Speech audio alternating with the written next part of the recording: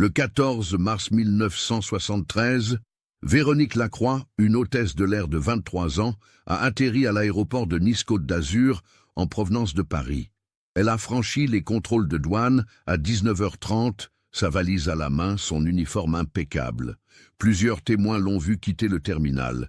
Elle n'est jamais arrivée à son appartement. Le lendemain matin, on a retrouvé son uniforme soigneusement plié dans son casier du vestiaire de l'aéroport, mais aucune trace de Véronique ni de sa valise. Pendant 17 ans, sa famille a vécu dans l'incertitude la plus totale, cherchant désespérément des réponses. En 1990, lors de la démolition d'un vieil hôtel abandonné près du port de Nice, des ouvriers ont découvert une valise vintage cachée au fond d'une armoire murée. À l'intérieur, des vêtements féminins des années 70, des documents d'identité et un journal intime, le nom inscrit sur les papiers, Véronique Lacroix. Mais ce que contenait ce journal allait révéler une vérité bien plus troublante que tout ce que sa famille aurait pu imaginer. Qu'est-ce qui avait poussé cette jeune femme prometteuse à disparaître sans laisser de traces? Et pourquoi sa valise avait-elle refait surface après tant d'années dans un endroit aussi improbable? Avant de continuer avec cette histoire troublante, si vous appréciez les cas mystérieux réels comme celui-ci, abonnez-vous à la chaîne et activez les notifications pour ne manquer aucun nouveau cas.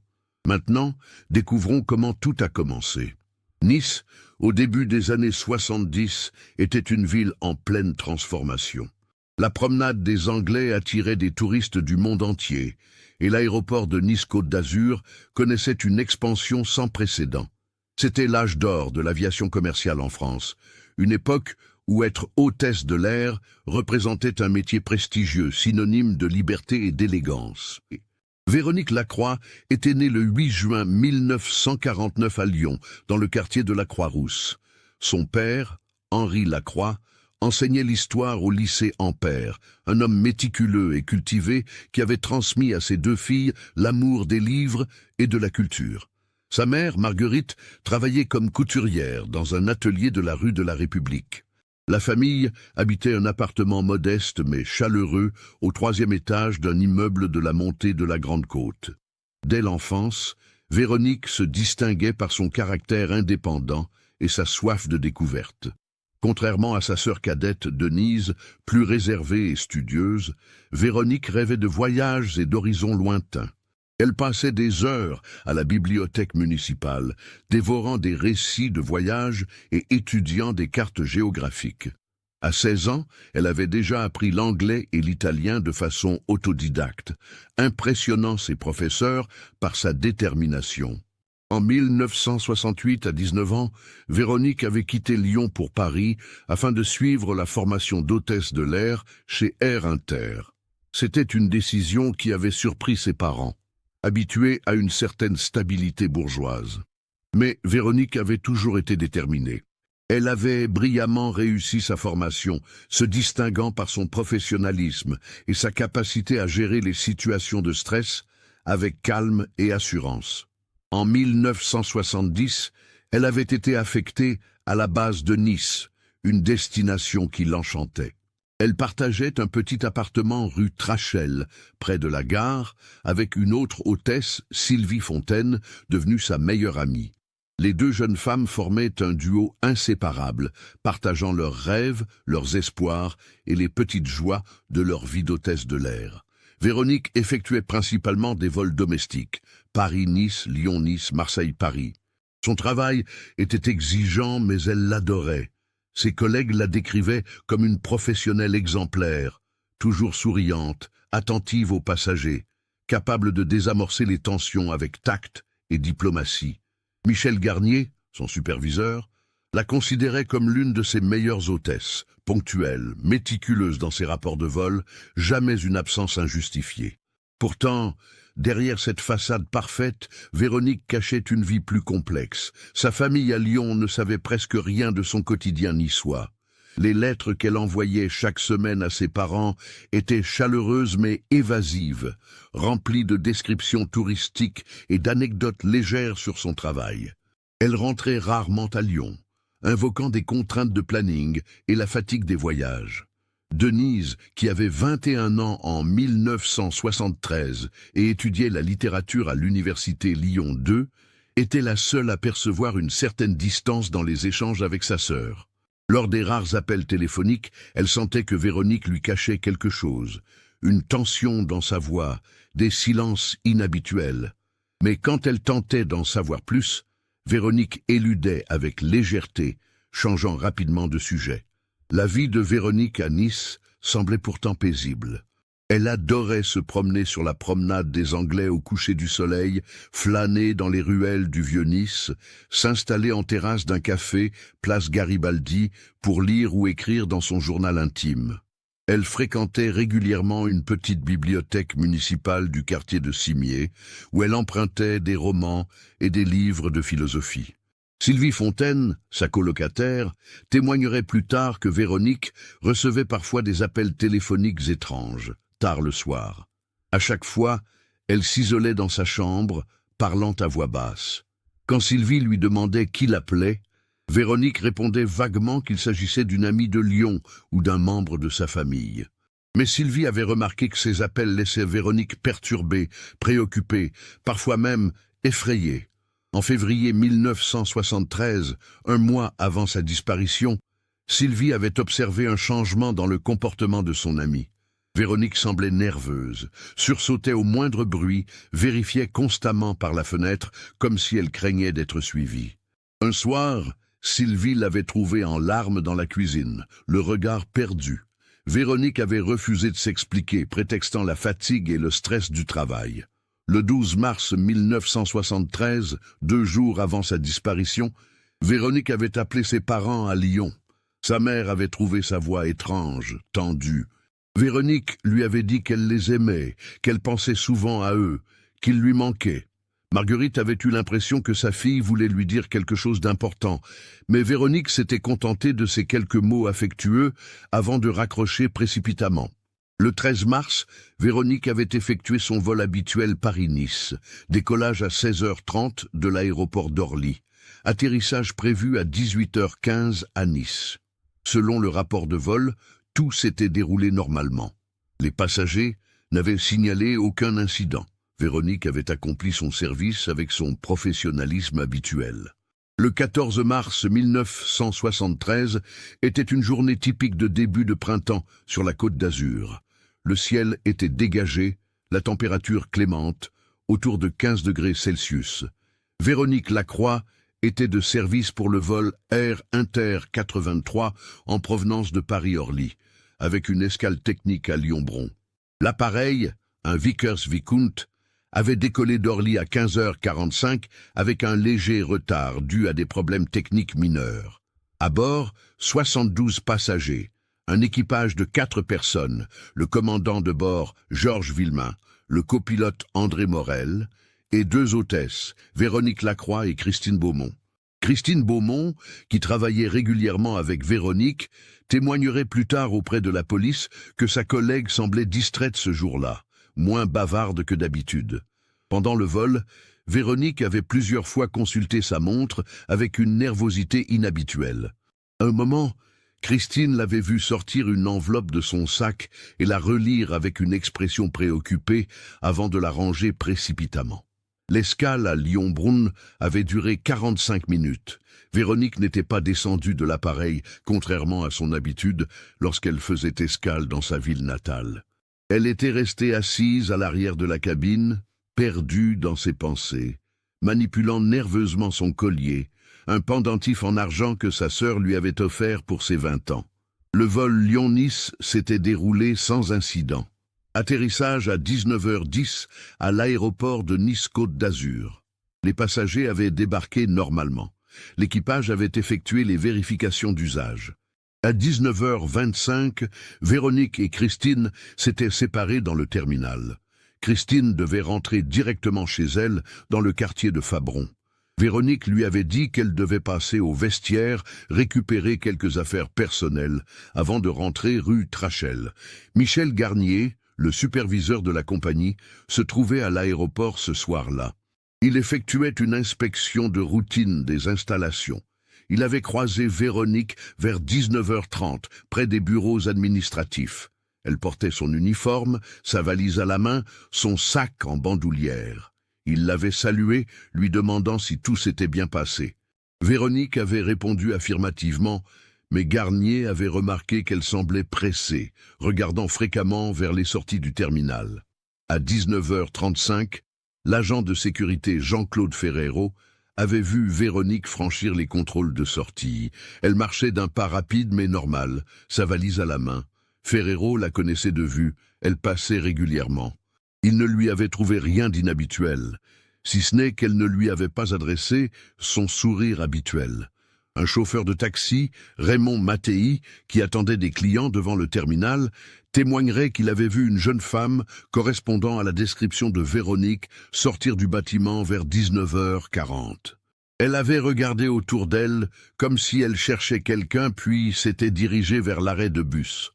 Mattei avait proposé ses services, mais elle avait décliné d'un geste de la main. Une vendeuse du kiosque à journaux du terminal, Madame Colette Rossi, se souvenait d'avoir vu Véronique acheter un paquet de cigarettes gauloises vers 19h45. C'était inhabituel, car selon Sylvie Fontaine, Véronique ne fumait qu'occasionnellement lors de moments de stress intense. Madame Rossi avait remarqué que la jeune femme tremblait légèrement en cherchant la monnaie dans son porte-monnaie. Après 19h50, les témoignages devenaient contradictoires et flous. Un employé de la compagnie de bus affirmerait avoir vu une femme ressemblant à Véronique monter dans le bus de la ligne 9 qui desservait le centre-ville vers 20h. Mais le chauffeur de ce bus ne se souvenait de rien de particulier. Un commerçant du Vieux-Nice, M. Antoine Gréco, propriétaire d'une petite épicerie rue Père-Ollière, témoignerait qu'une jeune femme correspondant à la description de Véronique était entrée dans sa boutique vers 20h30 pour acheter une bouteille d'eau. Elle lui avait paru nerveuse, jetant constamment des regards vers la rue à travers la vitrine. C'était le dernier témoignage fiable. Après 20h30, Véronique Lacroix avait simplement disparu, comme si elle s'était volatilisée dans les ruelles étroites du Vieux-Nice. Le lendemain matin, le 15 mars, Sylvie Fontaine s'était inquiétée de ne pas voir sa colocataire au petit déjeuner. Le lit de Véronique n'avait pas été défait. Sylvie avait d'abord pensé que son amie avait peut-être passé la nuit ailleurs, même si c'était très inhabituel. Elle avait essayé de la joindre au numéro d'urgence que Véronique laissait toujours, mais personne ne répondait. À 11h, Sylvie avait appelé Michel Garnier, le superviseur. Celui-ci s'était immédiatement rendu au vestiaire de la compagnie à l'aéroport. C'est là qu'il avait fait la découverte troublante. L'uniforme de Véronique était soigneusement plié dans son casier, accompagné de son badge d'identification et de ses chaussures de service. Comme si elle avait méthodiquement rangé ses affaires professionnelles en sachant qu'elle n'en aurait plus besoin. Mais ce qui rendait la situation encore plus étrange, c'était la manière dont l'uniforme était disposé. Il était plié avec un soin presque obsessionnel, chaque pli parfaitement aligné. Les chaussures étaient placées côte à côte, lacets soigneusement rentrés. Le badge était posé exactement au centre de l'uniforme. Cette précision méthodique ne correspondait pas à l'image d'une personne en détresse ou fuyant une menace immédiate. À 13h, Michel Garnier avait contacté la police. Le commissariat central de Nice avait ouvert une enquête pour disparition inquiétante. Le capitaine Laurent Mercier, un enquêteur expérimenté de 45 ans, avait été chargé de l'affaire. Les premières heures d'investigation avaient été intenses. Les parents de Véronique à Lyon avaient été contactés. La nouvelle les avait anéantis. Henri Lacroix et sa femme Marguerite avaient immédiatement pris le train pour Nice, arrivant le soir même, accompagnés de leur fille Denise. Le capitaine Mercier avait rapidement établi un portrait détaillé de Véronique. Aucun antécédent judiciaire, aucun problème psychiatrique connu, aucune dette, aucun conflit apparent au travail ou dans sa vie personnelle visible. Son compte bancaire montrait une gestion saine, aucun retrait important avant la disparition.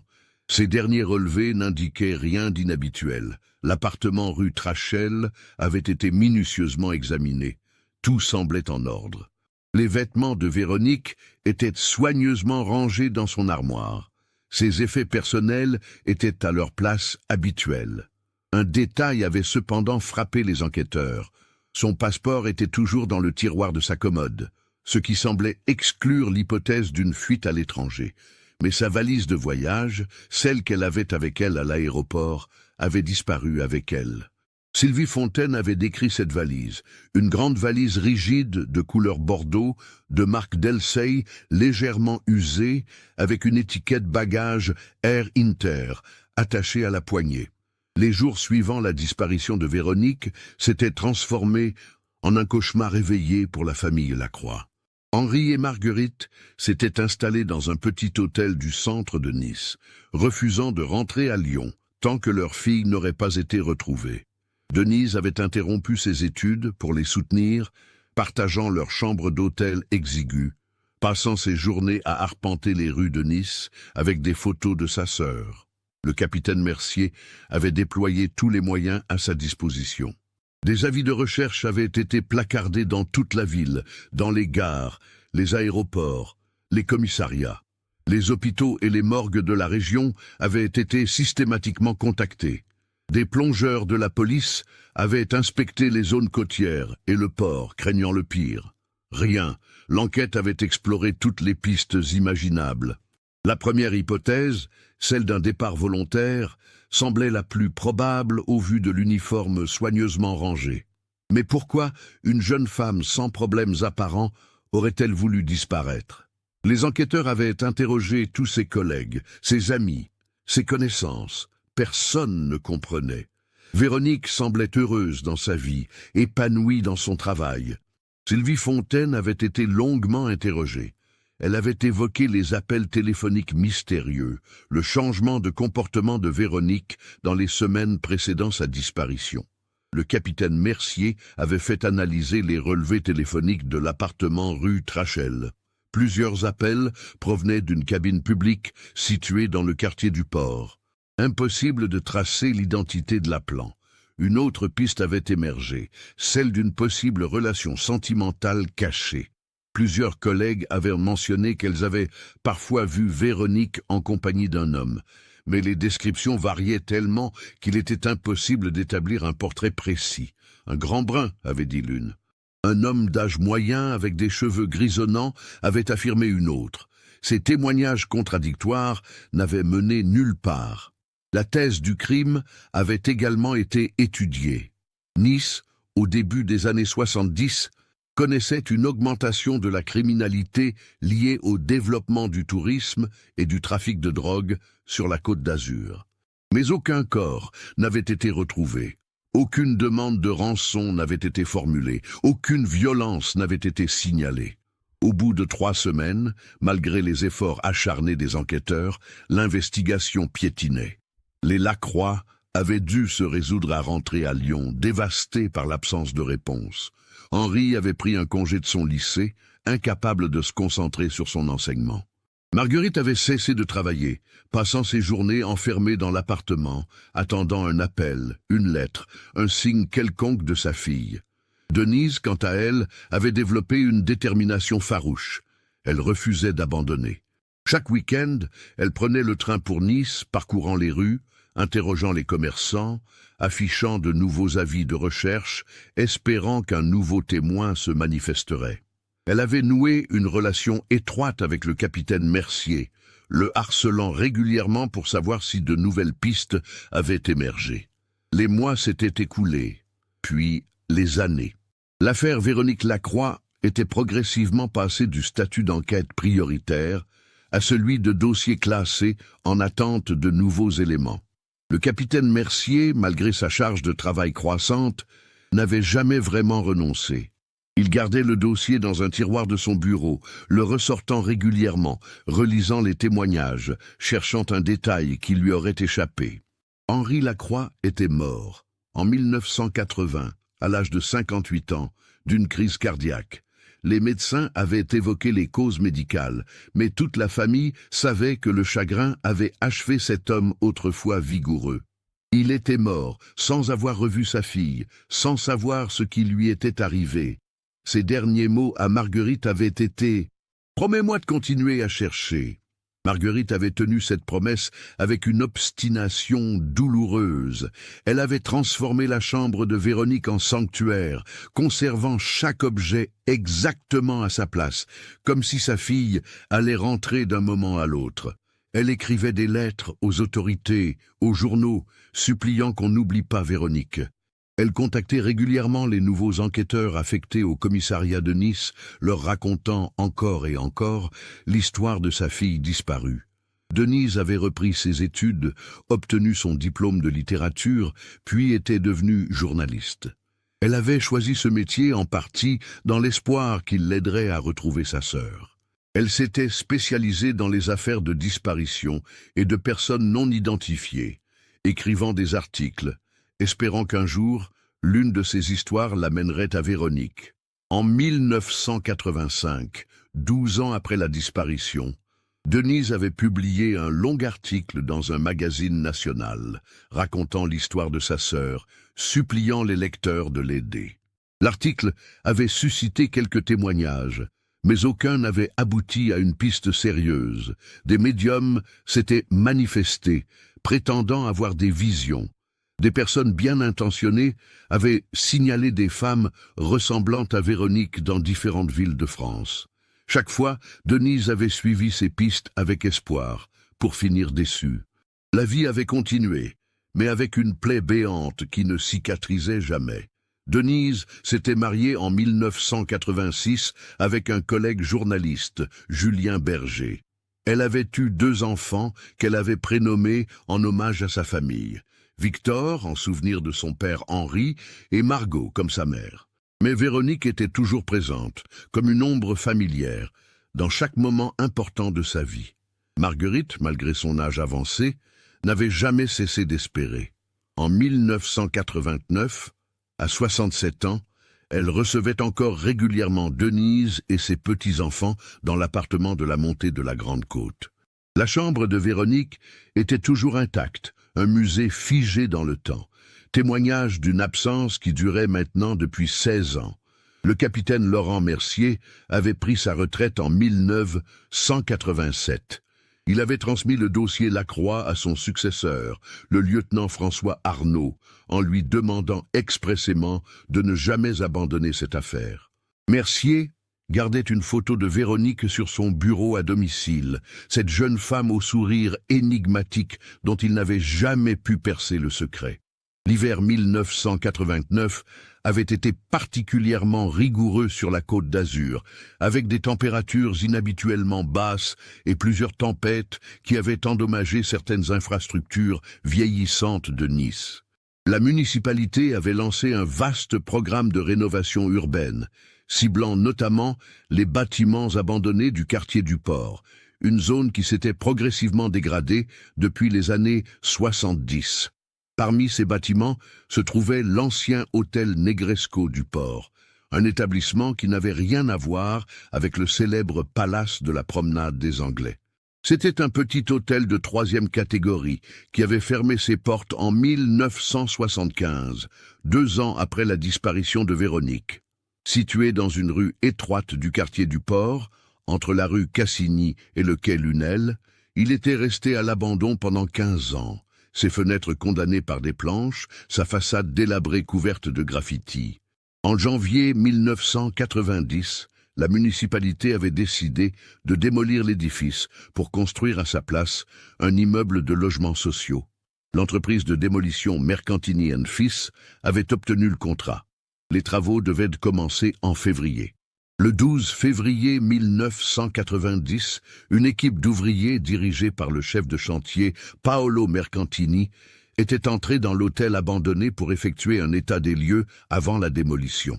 Le bâtiment était dans un état de délabrement avancé. Le plafond de plusieurs chambres s'était effondré, l'humidité avait rongé les murs, des pigeons avaient élu domicile dans les étages supérieurs. Les ouvriers progressaient méthodiquement, étage par étage, vérifiant la structure, identifiant les matériaux dangereux comme l'amiante, repérant les installations électriques et les canalisations. Au troisième étage, la chambre numéro 27 présentait une particularité architecturale inhabituelle. Contrairement aux autres chambres, elle possédait une sorte d'alcôve dans un coin, dissimulée derrière ce qui semblait être une cloison en bois ajoutée après la construction originale. Un jeune ouvrier, Karim Ben Ali, âgé de 24 ans, avait remarqué que cette cloison sonnait creux lorsqu'on frappait dessus. Par curiosité, il avait commencé à retirer les planches vermoulues. Derrière se cachait effectivement un petit espace, une sorte d'armoire murale d'environ 1 mètre de large sur 2 mètres de haut, qui avait été entièrement muré. À l'intérieur de cet espace poussiéreux, recouvert de toiles d'araignée, se trouvait une valise. Une grande valise rigide de couleur bordeaux, légèrement décolorée par le temps et l'humidité. Sur la poignée, une étiquette bagage, jaunie mais encore lisible, portait le logo d'Air Inter. Karim avait appelé Paolo Mercantini. Le chef de chantier, un homme prudent qui avait appris au fil des années que les vieux bâtiments pouvaient receler toutes sortes de surprises, avait immédiatement décidé de contacter la police avant de toucher à la valise. À 15h30, 2 agents de police du commissariat central de Nice étaient arrivés sur place. Après avoir photographié la scène, ils avaient soigneusement extrait la valise de sa cachette. Elle pesait environ 8 kilogrammes. Les serrures étaient fermées, mais non verrouillées, rouillées par l'humidité. Au commissariat, sous la supervision du lieutenant François Arnaud, la valise avait été ouverte avec toutes les précautions d'usage. L'intérieur dégageait une odeur de moisi et de vieux tissus. Le contenu était resté relativement bien conservé grâce à la nature hermétique de la cachette. À l'intérieur se trouvaient plusieurs vêtements féminins des années 70, soigneusement pliés, une paire de chaussures en cuir marron, des articles de toilette dans une trousse de voyage, une enveloppe contenant environ 2000 francs en billets de l'époque, des bijoux dont un pendentif en argent et surtout au fond de la valise, protégé par les vêtements, un journal intime relié en cuir brun. Le lieutenant Arnaud avait immédiatement saisi l'importance de cette découverte. Il avait sorti les archives de toutes les disparitions non résolues des années 70 à Nice. Dans une des poches intérieures de la valise, il avait trouvé une carte d'identité. Le nom inscrit était Véronique Lacroix, née le 8 juin 1949 à Lyon. La photo correspondait aux avis de recherche conservés dans les archives. Après 17 ans, la valise de Véronique Lacroix venait de réapparaître. Mais cette découverte soulevait plus de questions qu'elle n'apportait de réponses. Comment cette valise s'était-elle retrouvée murée dans une chambre d'hôtel abandonnée? Qui l'avait cachée là? Et surtout, qu'était-il advenu de Véronique? Le lieutenant Arnaud avait immédiatement tenté de contacter la famille. Il avait appris le décès d'Henri Lacroix. Marguerite vivait toujours à Lyon. Denise, devenue Denise Berger, habitait maintenant à Paris où elle travaillait comme journaliste pour un magazine d'investigation. L'appel téléphonique que Denise avait reçu le 13 février 1990, en fin d'après-midi, resterait gravé dans sa mémoire pour toujours. Elle était dans son bureau, en train de boucler un article, quand le téléphone avait sonné. La voix au bout du fil s'était présentée, lieutenant François Arnaud, police de Nice. Un instant, elle avait cru que c'était un énième faux espoir, comme elle en avait connu tant d'autres, mais quelque chose dans le ton du policier lui avait fait comprendre que cette fois, c'était différent. « Madame Berger, nous avons retrouvé la valise de votre sœur. » Ces mots avaient figé Denise. Et, après 17 ans de recherche, d'espoir déçu, de nuits blanches, enfin une trace concrète de Véronique. Mais cette nouvelle, loin de la soulager, l'avait submergée d'angoisse. Une valise retrouvée après tant d'années ne présageait rien de bon. Le lendemain matin, Denise avait pris le premier train pour Nice. Elle avait contacté sa mère, mais avait décidé de ne pas l'emmener immédiatement, voulant d'abord comprendre ce que contenait cette valise, se préparer au pire avant d'exposer Marguerite à de nouvelles souffrances. Le 14 février 1990, Denise Berger était assise dans le bureau du lieutenant François Arnaud au commissariat central de Nice. Devant elle, sur la table, la valise bordeaux de sa sœur, ouverte, son contenu soigneusement étalé et photographié par les services techniques de la police. Denise avait immédiatement reconnu certains vêtements. Ce chemisier à fleurs bleues et blancs, elle se souvenait que Véronique le portait souvent. Ses chaussures marron, leur mère les lui avait offertes pour ses 22 ans. Le pendentif en argent, c'était le cadeau que Denise elle-même avait fait à sa sœur. Voir ces objets intacts, préservés par le temps comme des reliques, avait déclenché en elle un mélange de tristesse et d'espoir irrationnel. Mais c'était le journal intime qui captivait toute l'attention. Un carnet en cuir brun de format moyen avec une centaine de pages couvertes d'une écriture fine et serrée. L'écriture de Véronique que Denise aurait reconnue entre mille. Le lieutenant Arnaud avait déjà parcouru le journal. Son visage grave indiquait que son contenu était troublant. Il avait expliqué à Denise que ce journal révélait des aspects de la vie de Véronique que personne ne soupçonnait, y compris sa propre famille. « Votre sœur menait une double vie, Madame Berger. Ce journal explique pourquoi elle a disparu, mais je dois vous prévenir, ce que vous allez lire sera difficile. » Denise avait pris le journal entre ses mains tremblantes. Les premières pages dataient de janvier 1973, 2 mois avant la disparition. L'écriture était celle d'une femme partagée entre l'espoir et la peur, l'amour et le désespoir.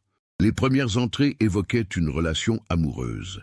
Véronique parlait d'un homme qu'elle appelait simplement A dans ses écrits, jamais par son nom complet. Cet homme était marié, avait 2 enfants. Ils s'étaient rencontrés lors d'un vol Paris-Nice en octobre 1972. Il était passager en première classe, homme d'affaires prospère, séduisant, attentionné. Leur relation avait commencé discrètement, rendez-vous clandestins dans des hôtels discrets, conversations téléphoniques tardives depuis des cabines publiques. Véronique décrivait cet homme comme l'amour de sa vie, mais le journal révélait aussi ses doutes croissants. Lui promettait qu'il quitterait sa femme, qu'ils pourraient bientôt vivre leur amour au grand jour. Mais les mois passaient, et rien ne changeait. Véronique commençait à réaliser qu'elle était piégée dans une relation sans issue. En janvier 1973, selon le journal, la situation avait basculé. Véronique avait découvert qu'elle était enceinte. La nouvelle l'avait d'abord remplie de joie, croyant que cela forcerait A à enfin prendre une décision. Mais sa réaction avait été tout autre. Il lui avait demandé d'avorter, avait proposé de payer les frais, de l'accompagner dans une clinique discrète. Véronique avait refusé. Elle voulait garder cet enfant. C'est alors que le ton du journal changeait radicalement. Véronique décrivait comment A était devenu menaçant. Il avait un statut social important à protéger, une réputation, une famille. Un scandale le détruirait professionnellement et personnellement. Il lui avait demandé de se taire, de disparaître, avait même offert de l'argent pour qu'elle parte loin et recommence une nouvelle vie ailleurs. Les entrées de février 1973 révélaient une Véronique de plus en plus effrayée. A n'était plus l'homme charmant qu'elle avait connu. Il devenait insistant, agressif. Lors de leur dernière rencontre, le 10 février, il l'avait menacée directement. Si elle révélait leur relation, s'il elle gardait l'enfant, il ferait en sorte qu'elle le regrette amèrement. Il avait des contacts, des moyens de nuire. Il pouvait lui faire perdre son travail, détruire sa réputation, faire en sorte que personne ne la croie. Véronique écrivait qu'elle ne savait plus quoi faire. Elle ne pouvait pas en parler à sa famille, la honte serait trop grande. Elle ne pouvait pas en parler à ses collègues, cela ruinerait sa carrière. Elle se sentait complètement isolée, piégée. L'entrée du 12 mars, 2 jours avant la disparition, était particulièrement poignante. Véronique écrivait qu'elle avait appelé sa mère, qu'elle avait failli tout lui raconter, mais qu'elle s'était retenue au dernier moment. Elle ne voulait pas décevoir ses parents, détruire l'image qu'ils avaient d'elle. L'avant-dernière entrée datait du 13 mars, la veille de la disparition. Véronique écrivait qu'elle avait pris une décision. Elle allait partir, disparaître. Recommencer une nouvelle vie ailleurs, loin de Nice, loin de A, loin de tout ce cauchemar. Elle avait économisé de l'argent, contacté discrètement une connaissance qui pourrait l'aider. Elle partirait après son dernier vol, le 14 mars. Elle laisserait son uniforme, symbole de sa vie d'avant, et elle s'en irait.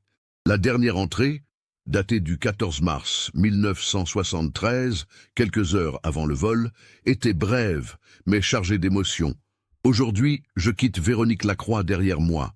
Je ne sais pas qui je deviendrai, mais je sais que je ne peux pas rester celle que je suis.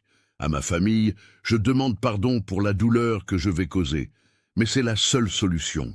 Je dois protéger cet enfant, je dois me protéger. Peut-être qu'un jour, quand tout sera apaisé, je pourrai revenir, ou peut-être que cette personne que j'étais disparaîtra pour toujours.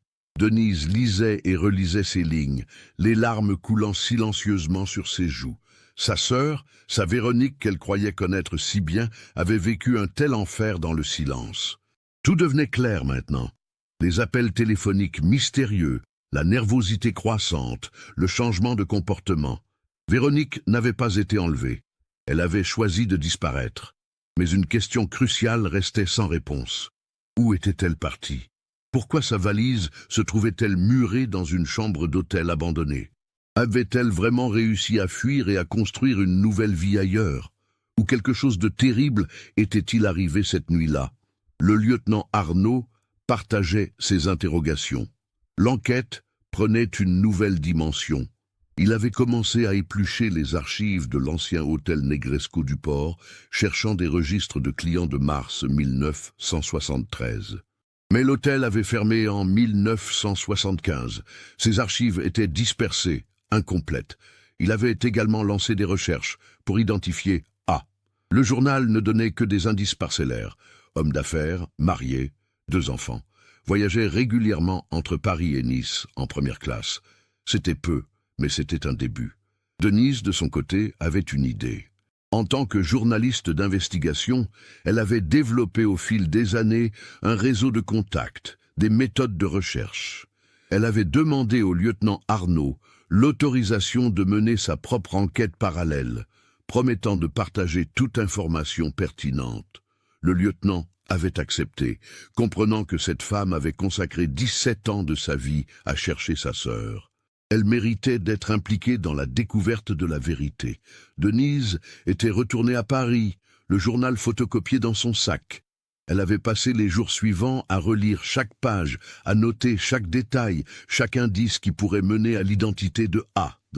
Un élément avait particulièrement retenu son attention.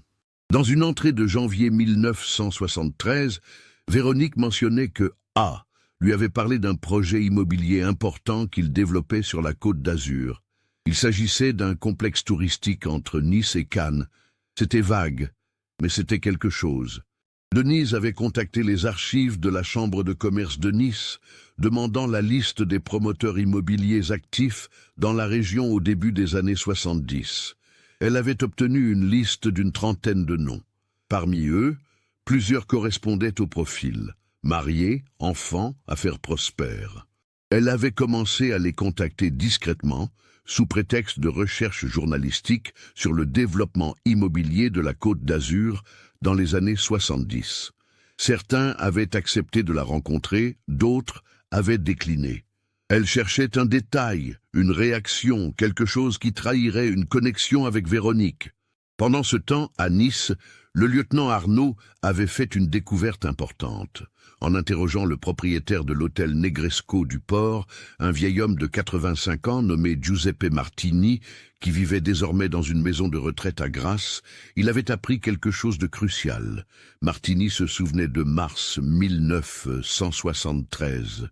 L'hôtel connaissait des difficultés financières, mais il était encore en activité. Il se souvenait qu'un client régulier, un homme d'affaires qui louait parfois la chambre 27 pour des rendez-vous discrets, était venu précipitamment le 15 mars au matin très tôt. Cet homme semblait nerveux, agité. Il avait demandé à accéder à la chambre, disant qu'il avait oublié quelque chose d'important. Martini l'avait laissé monter. L'homme était resté environ 1 heure dans la chambre. Quand il était redescendu, il avait payé en liquide, généreusement, et était parti sans un mot. Quelques jours plus tard, Martini était monté dans la chambre 27 pour la nettoyer. C'est là qu'il avait remarqué que l'alcôve avait été murée, les planches clouées. Il avait trouvé cela étrange, mais l'homme payait bien et régulièrement. Martini n'avait pas posé de questions. C'était une autre époque. On ne s'occupait pas des affaires des clients fortunés. Martini se souvenait du nom de cet homme. Il l'avait inscrit dans son registre personnel, un carnet qu'il conservait précieusement. Le nom était Alain Dumas. Le lieutenant Arnaud avait immédiatement lancé des recherches. Alain Dumas, promoteur immobilier, 62 ans en 1990, habitant à Antibes. Marié depuis 35 ans, 3 enfants adultes, entreprise prospère spécialisée dans le développement de complexes touristiques sur la Côte d'Azur. Tout correspondait. A. Pour Alain, l'entreprise immobilière, les voyages réguliers entre Paris et Nice, le profil familial. Mais comment prouver son implication dans la disparition de Véronique? Le journal était une preuve de leur relation, mais il ne prouvait pas qu'Alain Dumas avait fait du mal à Véronique. Au contraire, le journal suggérait que Véronique avait choisi de partir de son plein gré. La découverte de la valise murée changeait tout. Pourquoi Alain Dumas aurait-il muré la valise de Véronique dans une chambre d'hôtel le lendemain de sa disparition?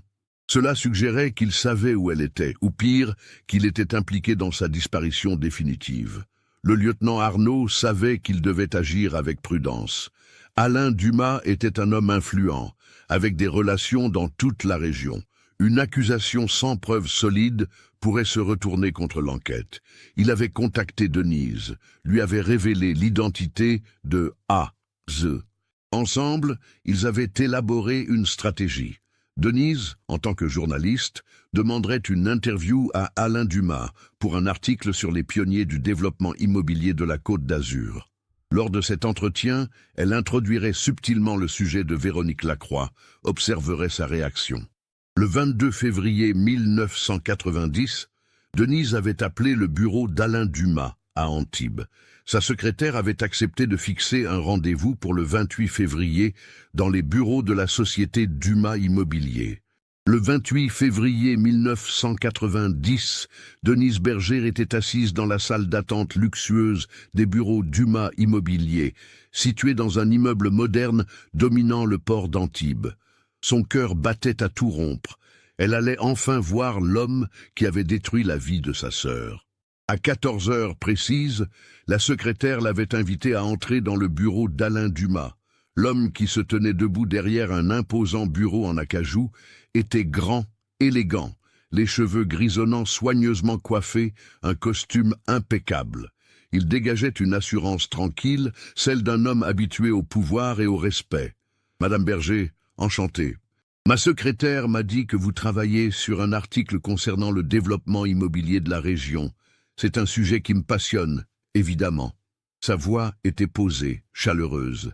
Rien dans son comportement ne trahissait la moindre nervosité. Denise avait sorti son magnétophone, son carnet de notes, jouant parfaitement son rôle de journaliste professionnel. Les 20 premières minutes de l'entretien s'étaient déroulées normalement. Alain Dumas parlait de ses projets des années 70, des défis de l'époque, de sa vision du développement touristique. Il était prolixe, visiblement heureux de parler de ses réussites. Puis Denise avait subtilement orienté la conversation. Elle avait mentionné qu'elle s'intéressait aussi aux aspects humains de cette époque, aux personnes qui faisaient fonctionner l'industrie touristique, hôteliers, restaurateurs, personnel des compagnies aériennes. D'ailleurs, avait-elle dit avec un ton détaché, je travaille également sur un article parallèle concernant une affaire non résolue de cette époque. Une hôtesse de l'air disparue en 1973. Peut-être en avez-vous entendu parler. Véronique Lacroix. Elle avait observé attentivement le visage d'Alain Dumas en prononçant ce nom. Pendant une fraction de seconde, imperceptible pour quelqu'un qui n'aurait pas guetté cette réaction, quelque chose avait traversé son regard. Une contraction presque invisible de la mâchoire. Puis il s'était ressaisi, son masque professionnel reprenant place. Véronique Lacroix, ce nom me dit vaguement quelque chose. Une disparition, dites-vous? C'était il y a longtemps. Je ne me souviens pas des détails. Denise avait senti l'adrénaline monter. Il mentait. Elle en était certaine. C'est étrange, avait-elle continué, car cette affaire vient de connaître un rebondissement majeur. Sa valise a été retrouvée il y a quelques semaines, murée dans une chambre d'un vieil hôtel du port de Nice, l'hôtel Negresco du port. Vous connaissez cet endroit? Cette fois, la réaction avait été plus visible. Alain Dumas avait pâli légèrement. Ses mains s'étaient crispées imperceptiblement sur son bureau. L'hôtel Negresco du port? Non, cela ne me dit rien. Écoutez, Madame Berger, je ne vois pas le rapport avec notre entretien sur le développement immobilier. Denise avait décidé de jouer son va-tout. Elle avait sorti de son sac une photocopie d'une page du journal de Véronique, celle où elle parlait de leur relation, de ses promesses non tenues. Monsieur Dumas, je crois que vous connaissez très bien Véronique Lacroix. Son journal intime a été retrouvé dans sa valise. Elle y parle longuement d'un homme qu'elle appelait A, un homme d'affaires marié, 2 enfants, qui travaillait dans l'immobilier, qui voyageait régulièrement entre Paris et Nice. Le silence qui avait suivi avait été lourd, oppressant. Alain Dumas la fixait, son visage devenu de marbre. Puis, lentement, il s'était levé, avait marché vers la fenêtre, tournant le dos à Denise. Quand il avait repris la parole, sa voix avait changé. Elle n'était plus assurée et chaleureuse, mais sourde, chargée d'une fatigue soudaine. Éteignez ce magnétophone. Denise avait hésité, puis s'était exécutée. Alain Dumas était resté dos à elle, regardant par la fenêtre le port d'Antibes en contrebas, les bateaux qui se balançaient doucement dans la baie. « Vous êtes qui, vraiment ?»« Je suis la sœur de Véronique, Denise Lacroix. » Un long soupir. « Denise. Elle parlait souvent de vous dans... Je savais que ce jour viendrait, pas maintenant, pas après tant d'années, mais je savais. » Il s'était retourné. Denise avait été frappée par la transformation de son visage. L'homme assuré avait disparu, remplacé par quelqu'un de plus vieux, de plus fragile, portant visiblement un fardeau invisible. « J'ai aimé votre sœur, sincèrement. Ce n'était pas juste une aventure pour moi, mais j'étais marié, j'avais des enfants, une position sociale. Quand elle m'a annoncé qu'elle était enceinte, j'ai paniqué, j'ai eu peur. Peur de perdre ma famille, mon entreprise, tout ce que j'avais construit. Qu'est-ce que vous lui avez fait ?» La question était sortie comme un cri étouffé. Denise tremblait de rage contenue. « Je ne lui ai rien fait, je le jure. Le 14 mars au soir, elle devait me retrouver à l'hôtel Negresco du port, chambre 27. Nous y avions nos habitudes. Elle voulait me parler, prendre une décision définitive sur l'enfant, sur notre avenir. » Il s'était interrompu, avalant péniblement sa salive. Je suis arrivé vers 20 heures. Elle était déjà là, elle avait sa valise avec elle. Elle m'a dit qu'elle partait, qu'elle allait garder l'enfant, qu'elle voulait recommencer sa vie ailleurs. Elle ne me demandait rien, ni argent, ni soutien.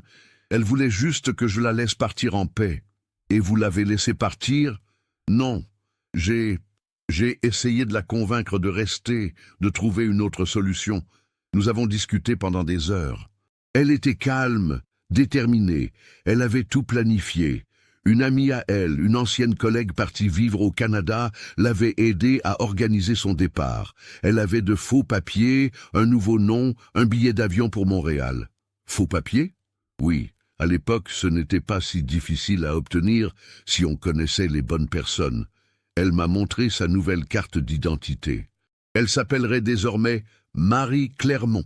Denise avait senti ses jambes trembler. Sa sœur avait vraiment tout organisé. Ce n'était pas un coup de tête, mais un plan mûrement réfléchi. Vers minuit, elle est partie. Elle a pris sa valise, m'a embrassé une dernière fois, et elle est sortie de la chambre. Je l'ai regardée descendre les escaliers de l'hôtel. C'est la dernière fois que je l'ai vue vivante. Vivante? Alain Dumas avait fermé les yeux, comme si la suite lui coûtait physiquement. Le lendemain matin, très tôt, j'ai reçu un appel téléphonique. C'était Giuseppe Martini, le propriétaire de l'hôtel.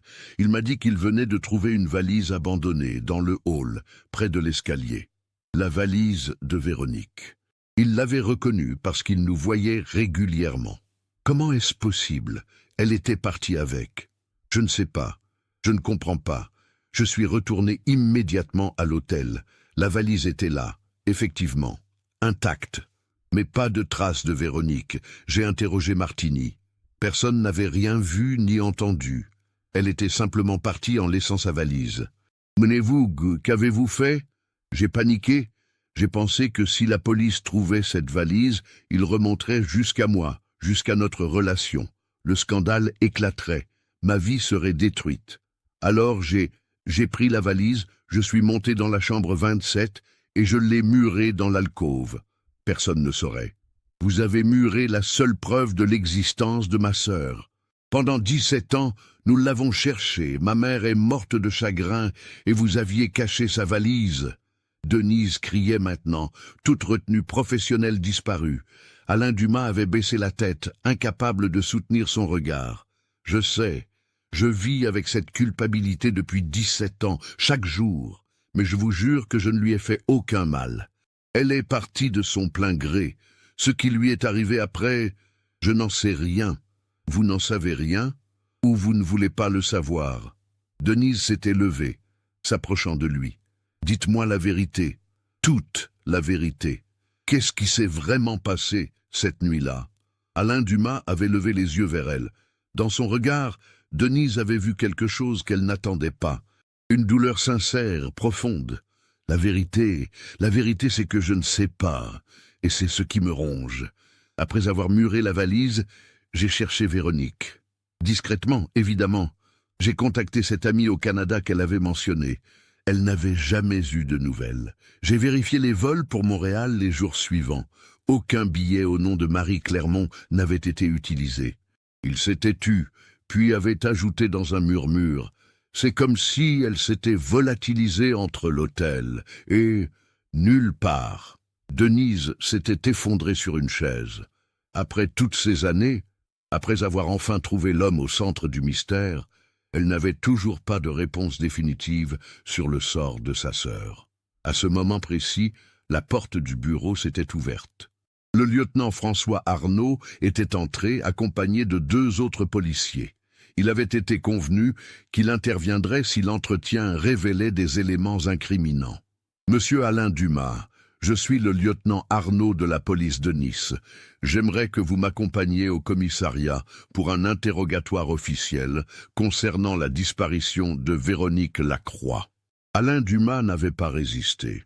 Il avait simplement acquiescé, comme soulagé que le secret qu'il portait depuis 17 ans soit enfin révélé. Les semaines qui suivirent furent une période d'intense investigation. Alain Dumas avait été formellement interrogé, son témoignage enregistré sous serment. Il avait maintenu sa version. Véronique était partie volontairement. Il avait seulement caché sa valise par peur du scandale. Il n'avait jamais été violent avec elle, ne lui avait jamais fait de mal physique. Les avocats d'Alain Dumas plaidaient qu'il n'y avait aucune preuve matérielle d'un crime. Le journal de Véronique confirmait qu'elle avait planifié sa disparition. L'abandon de la valise restait inexpliqué, mais ne prouvait pas un homicide. Le lieutenant Arnaud avait élargi l'enquête, cherchant des traces de Marie Clermont dans les registres de l'état civil, les archives d'immigration, les dossiers hospitaliers. Rien. Si Véronique avait vraiment adopté cette nouvelle identité, elle n'en avait jamais fait usage officiel. Une piste inattendue était apparue début mars 1990.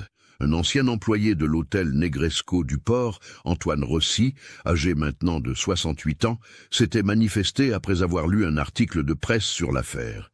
Il se souvenait de cette nuit du 14 au 15 mars 1973. Rossi était le veilleur de nuit de l'hôtel à l'époque. Vers 1h du matin le 15 mars, il avait vu une jeune femme descendre les escaliers, une valise à la main. Elle semblait agitée, nerveuse, jetant des regards inquiets vers l'entrée de l'hôtel. Elle lui avait demandé s'il y avait une sortie arrière. Rossi lui avait indiqué la porte de service qui donnait sur une ruelle. La jeune femme avait commencé à se diriger vers cette porte, mais soudain, elle s'était figée. Par la fenêtre du hall, elle avait vu quelque chose à l'extérieur qui l'avait terrifiée. Rossi n'avait pas compris ce qu'elle avait vu, mais la peur sur son visage était indéniable. Elle avait abandonné sa valise près de l'escalier et s'était précipitée vers la porte de service, sortant dans la ruelle sans sa valise. Rossi l'avait appelée, lui disant qu'elle oubliait ses affaires, mais elle était déjà partie, courant dans l'obscurité. Le lendemain matin, Rossi avait mentionné la valise à Martini, le propriétaire. Mais Martini lui avait dit qu'il s'en occuperait, et Rossi n'y avait plus pensé. Ce témoignage changeait tout. Véronique avait fui précipitamment l'hôtel, abandonnant sa valise parce qu'elle avait vu quelque chose ou quelqu'un qui l'avait effrayée. Mais quoi ou qui? Le lieutenant Arnaud avait une théorie. Si Véronique avait planifié une fuite vers le Canada avec de faux papiers, elle devait avoir un contact, quelqu'un qui l'aidait à organiser ce départ. Quelqu'un qui devait peut-être la retrouver cette nuit-là. Mais si ce contact s'était révélé dangereux, ou si quelqu'un d'autre avait découvert ses plans, une investigation plus approfondie dans les archives criminelles de Nice des années 70 avait révélé qu'un réseau de trafic de faux documents avait été démantelé en 1975.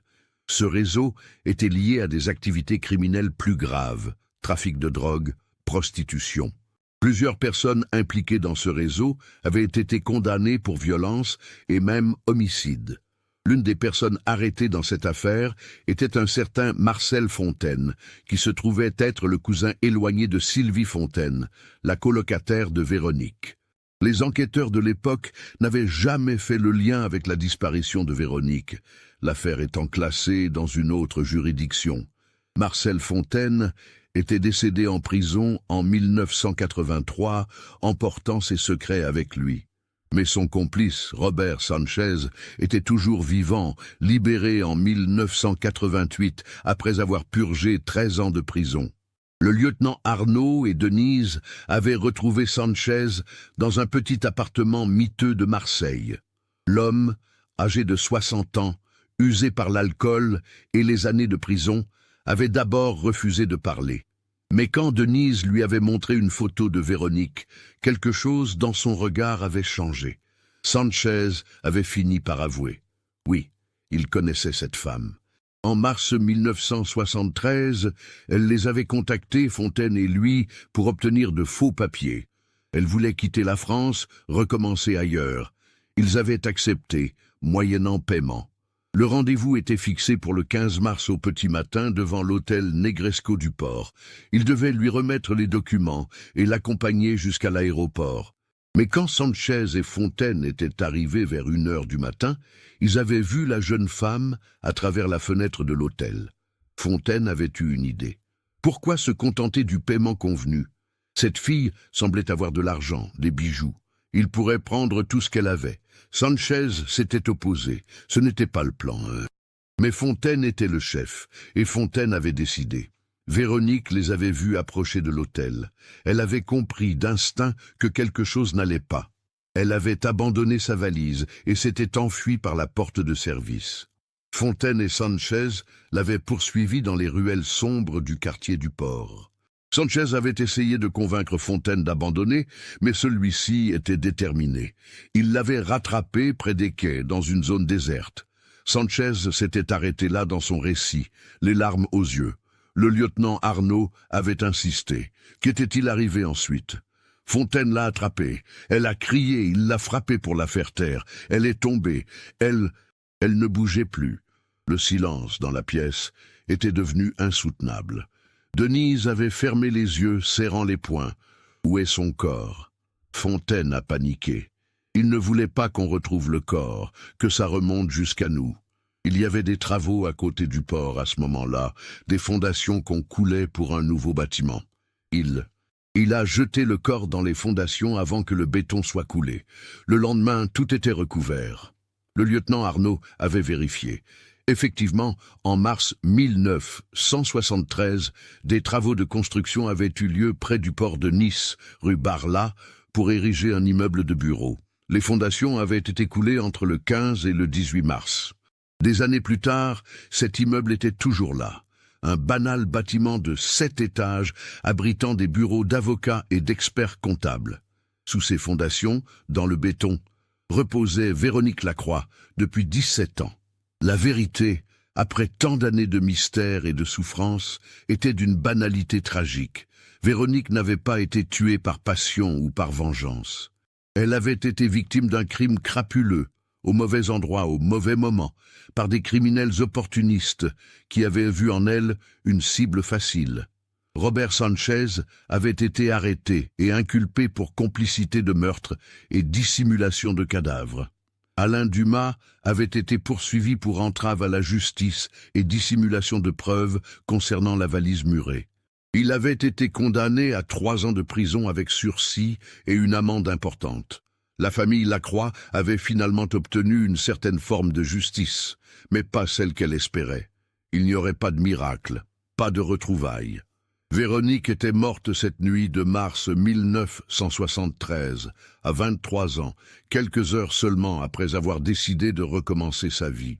En mai 1990, après de longues démarches judiciaires, la famille avait obtenu l'autorisation d'ériger une plaque commémorative sur le mur de l'immeuble rue Barla, là où reposait Véronique.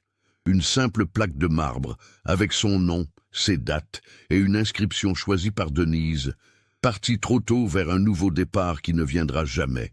Marguerite Lacroix, malgré ses 68 ans et sa santé fragile, avait fait le voyage jusqu'à Nice pour l'inauguration de cette plaque.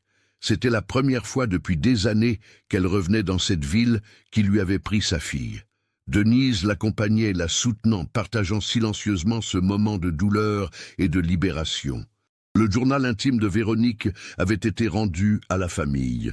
Marguerite l'avait lu, découvrant la vie secrète de sa fille, ses espoirs, ses peurs, ses erreurs. Loin de la juger, elle avait pleuré sur ces pages, comprenant enfin ce que Véronique avait enduré seule, sans oser demander de l'aide. Denise avait écrit un livre sur l'histoire de sa sœur, publié en 1991. Un récit détaillé et honnête qui racontait non seulement la disparition et la tragédie, mais aussi la vie de Véronique, ses rêves d'évasion, sa quête d'indépendance et finalement sa terrible fin. Le livre avait rencontré un succès important, sensibilisant le public aux drames invisibles que vivent parfois des personnes en apparence ordinaires. Une partie des droits d'auteur avait été reversée à une association d'aide aux femmes en détresse, créée en mémoire de Véronique. Cette association aidait les femmes dans des situations difficiles, leur offrant un soutien, des conseils, et parfois les moyens de recommencer leur vie en toute sécurité, loin de relations toxiques ou dangereuses. Sylvie Fontaine, l'ancienne colocataire de Véronique, avait été profondément choquée d'apprendre que son propre cousin éloigné était impliqué dans la mort de son ami. Elle avait témoigné qu'elle n'avait jamais eu de contact avec Marcel Fontaine, ne le connaissant que de nom. C'était une terrible coïncidence, l'une de ces ironies cruelles que la vie réserve parfois. Alain Dumas avait perdu une grande partie de sa fortune dans les poursuites judiciaires et les dédommagements à la famille Lacroix. Son mariage avait survécu, étonnamment, sa femme choisissant de lui pardonner après tant d'années. Mais son entreprise avait périclité, sa réputation ternie. Il vivait désormais retiré, rongé par les remords d'avoir caché la vérité pendant 17 ans, retardant ainsi la justice pour Véronique. Le capitaine Laurent Mercier, retraité depuis plusieurs années, avait appris la résolution de l'affaire par Denise. Elle lui avait rendu visite personnellement, sachant combien cette enquête l'avait marqué. Le vieil homme, 82 ans maintenant, avait pleuré en apprenant la vérité. Il regrettait de n'avoir pas pu, à l'époque, découvrir ce qui s'était passé. Mais Denise l'avait remercié pour n'avoir jamais abandonné, pour avoir gardé le dossier actif malgré les années.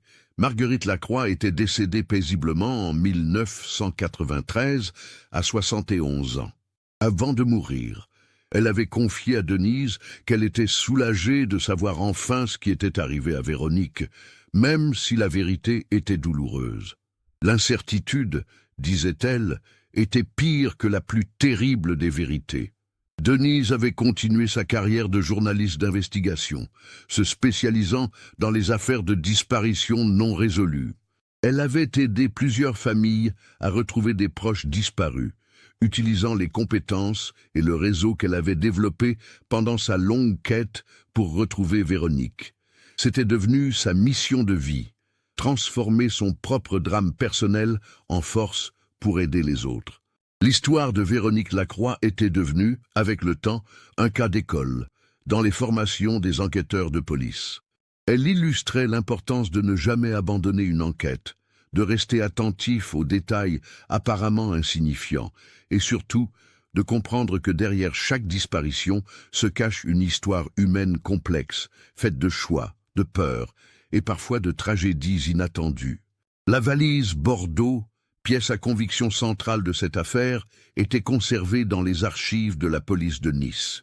Parfois, lors de formations ou de conférences, le lieutenant Arnaud, avant sa retraite en 1995, la sortait pour montrer aux jeunes recrues comment un objet apparemment banal pouvait contenir la clé d'un mystère vieux de plusieurs décennies. Le journal intime de Véronique, après avoir servi de preuve judiciaire, avait été restitué à Denise. Elle le conservait précieusement, le relisant parfois, y trouvant du réconfort dans les mots de sa sœur, dans cette voix qu'elle n'entendrait plus jamais, mais qui résonnait encore à travers ces pages jaunies. 17 ans.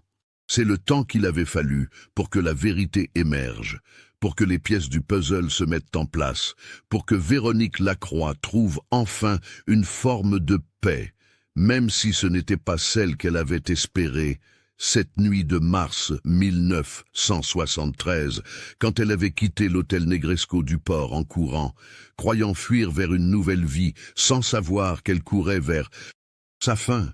Cette affaire nous rappelle que derrière chaque disparition se cachent des vies brisées, des secrets enfouis et parfois des tragédies que personne n'aurait pu prévoir. Elle nous enseigne aussi que la vérité, aussi douloureuse soit-elle, est toujours préférable à l'incertitude qui ronge lentement les âmes de ceux qui restent, attendant indéfiniment des réponses qui ne viennent pas.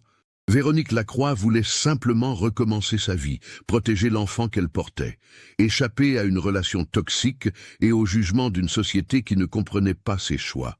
Elle avait planifié méticuleusement sa fuite, fait preuve de courage et de détermination. Mais le destin en avait décidé autrement, la plaçant sur le chemin de criminels opportunistes qui ont transformé son espoir en tragédie. Sa valise, retrouvée 17 ans plus tard, était plus qu'un simple objet.